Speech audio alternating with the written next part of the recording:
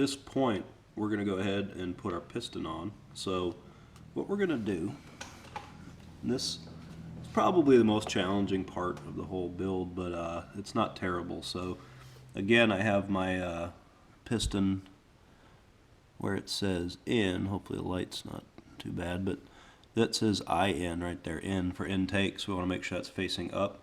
And we're going to slide down the middle of these studs.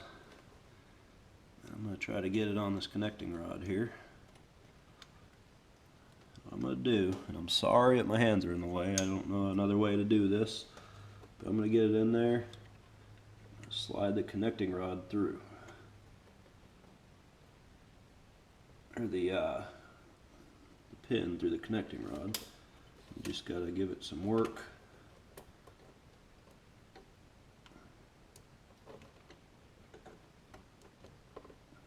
Make sure it's angled right. There it goes. So I'll bring you over here, give you a better look. If I can. You're going to be somewhat upside down, I'm sorry, but I'm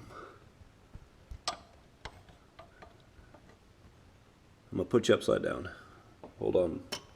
So there it is there. So it's through there. Sorry to put you guys upside down like that, but I want to make sure that you're confident and competent to do this on your own at home. So to get you as steady as possible here. So now that pin slid right in. Sometimes they do, sometimes they don't. I'm going to push it on this side in as far as I can go, and now I'm ready to put my clip in, which is right here. And this is the tough part because you don't have a lot of room. So I struggle with these a lot, and I struggle even more when I don't have a lot of room. So I'm going to do my best here. I'm going to let you watch. And now you can see why I put the rod in, or I put the first clip in on the right side of the piston, so that when I slid the pin in, I could work on this left side, which has more room by default. There is not a chain tensioner, and there's just generally a little bit more room. So let's see if I can get this thing in there. Alright, I think we're in, and I'm going to just cut so I can just double check it. Alright guys, I wanted to bring you in here real tight. See if I can show you that that pin is in fact in there all the way. There's just not a lot of room to work here, but it is in there and we are ready to move forward. Alright, we're at the stage now that we've put the piston in, that we are going to put the cylinder jug on. We've cleaned off any old gasket material here with a razor blade, and let me just use caution. Remember that this is all aluminum, so a razor blade is steel and it will scratch the surface and cut into it. So at this point I'm going to go ahead and wipe down any residual that I have left over, and I'm going to use some gasket maker. Let me get in the screen here, and I'm just going to put a really light coat around here. Now this is one of those things that if you talk to 10 guys, 5 are going to say you have to, 5 are going to say, why would you do that? You know, I'm one of those guys that's kind of like, yeah, why not? You know, I'm not totally against it. I think any extra protection's good, but let me just advise, don't glob it on there. Just kind of use a light coat. It's just a little extra insurance. Alright, I've got my gasket material on there, ready to slide the gasket down. Before I do that, that spacer I was talking about that slid up, I'm going to slide that down and get it into its home. There it goes. I'm going to take our gasket. Now I'm going to show you the proper way. I've never seen this on a how-to video. So here's the gasket. There's two ways it could go. It could go like that, or it could go like that. So this is crucial that it's right. So the way you tell is that you get your actual jug and look at it the way it would go. So here's my jug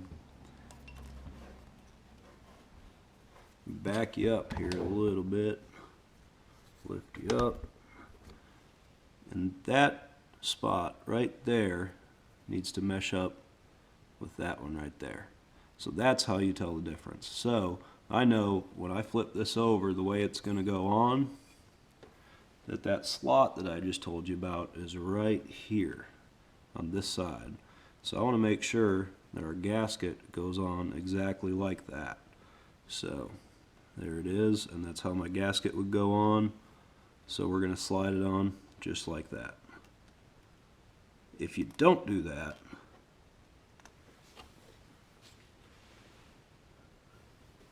it will be the biggest regret of the build, I promise you that. So let's get this on. We're just going to take our time. We're going to go nice and slow. And we're going to get the piston up in there. And before we get too far, we need our chain in there with us. So being very careful again that we don't drop that down into the crankcase. We're going to pull that chain through. And I don't want to rip that gasket. So here is where taking your time is a good thing. Going to slip our piston through it. You know, you really could put this on your cylinder jug before you put it in, but I would really prefer to do it this way so I can make sure that everything lines up. I want to make sure that it's the way it should be and that it slides correctly over those two shims on the right side, the bolt holes line up, and all that good stuff. So we are looking pretty good here. We're ready to move on to the next step. We can finally put our cylinder in there. I'm just going to double check and clean out this little oil hole here and make sure that that has plenty of space to send oil up. We're going to take our cylinder jug and we're going to slide it down and get it right into there. We're going to get it over our holes here, taking our time. Okay, we want to make sure that the top chain guide is up in there, and then we want to run our chain through it. So I'm going to reach down and work it up. Hopefully it'll cooperate, which it usually does. There we go. And then we're going to reach down, grab our piston and line it up. I lost my chain. And like I said, I got lucky because if that would have fallen in the crankcase, then you guys could all laugh at me. So one thing that I do sometimes, I've just done a lot of these so I don't, you kind of get overconfident a little bit, but you can take a zip tie and just run it through this and then keep it real loose, and then that'll keep it from dropping down into your crankcase. So I'm going to reach under, I'm going to get to my piston here. And now, here's what you're going to see. We have to get that piston into that jacket. Now the jacket is beveled, so it will slide in there. So stand by and watch me do that there.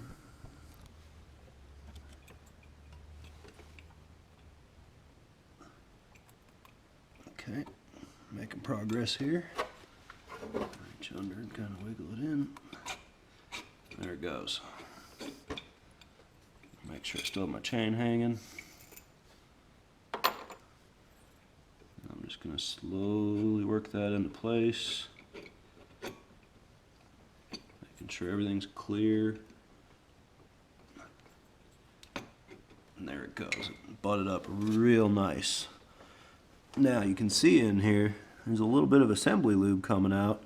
And that's a good thing. That's why it's in there. It's protection. So I'm just going to take a little bit of the excess and pull it up. The rest of it I'm fine with. I'm not worried about too much, but I do want to make sure that these surfaces here are nice and clean and dry.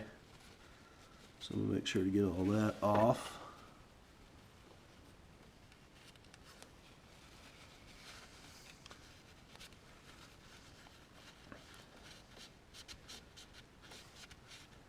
Alright, we're there. So at this point we can put our bottom chain tensioner in, and what we want to do is we want the grooved rails facing up, and the short side after the little T there, that's going to go in. So we're going to lift up our chain. We're going to slide that right in. And there it is. We're in good shape.